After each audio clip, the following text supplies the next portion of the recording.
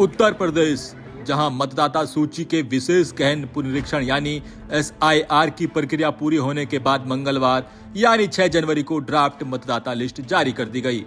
इस लिस्ट में कुल 12 करोड़ 55 लाख मतदाता शामिल हैं, जो पहले की संख्या 15 करोड़ 44 लाख के मुकाबले करीब 2 करोड़ 89 लाख कम है। बता दें कि राजधानी लखनऊ में मतदाताओं की संख्या में सबसे चौंकाने वाली गिरावट दर्ज की गई है। जब SIR की घोषणा की गई थी तब लखनऊ में करीब 39,09,000 मतदाता थे।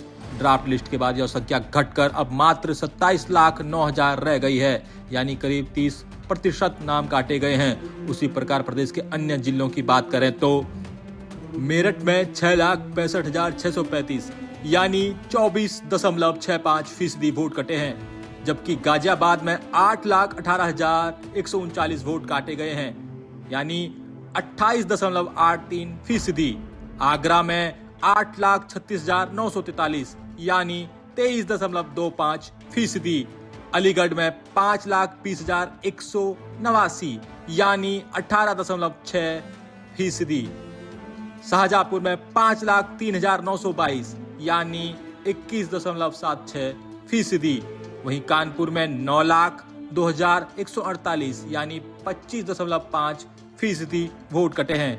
इसके अलावा प्रयागराज में 11,56,305 वोट काटे गए हैं। वाराणसी में 5,73,203 वोट काटे गए हैं, यानी 18.18%।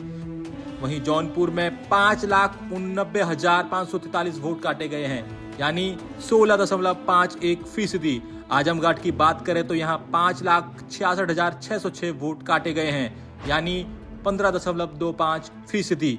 गोरखपुर की बात करें तो यहाँ 6,45,625 वोट काटे गए हैं, यानी 17.61%।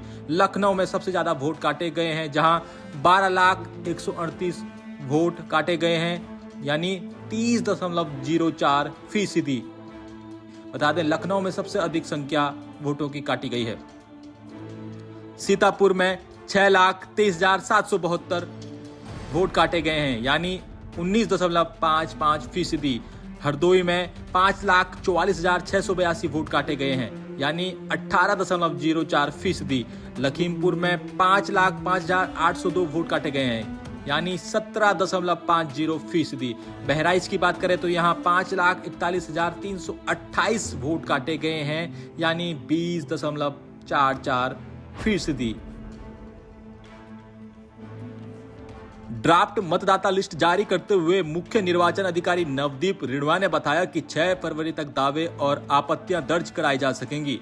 इस दौरान मतदाता सूची में नाम जुड़वाने, उसमें सुधार कराने या किसी नाम पर आपत्ति दर्ज कराने के लिए आवेदन कर सकते हैं। रिढ़वा ने आंकड़े साझा करते हुए ये भी बताया कि सत्यापन के दौरान 40,23,000 मतदाता मृत पाए गए हैं। वहीं 2,57,00,000 मतदाता लगभग 14.06% ऐसे रहे जो या तो स्थायी रूप से अन्य स्थानों पर चले गए थे या फिर प्रमाणन प्रक्रिया के समय उपलब्ध नहीं थे।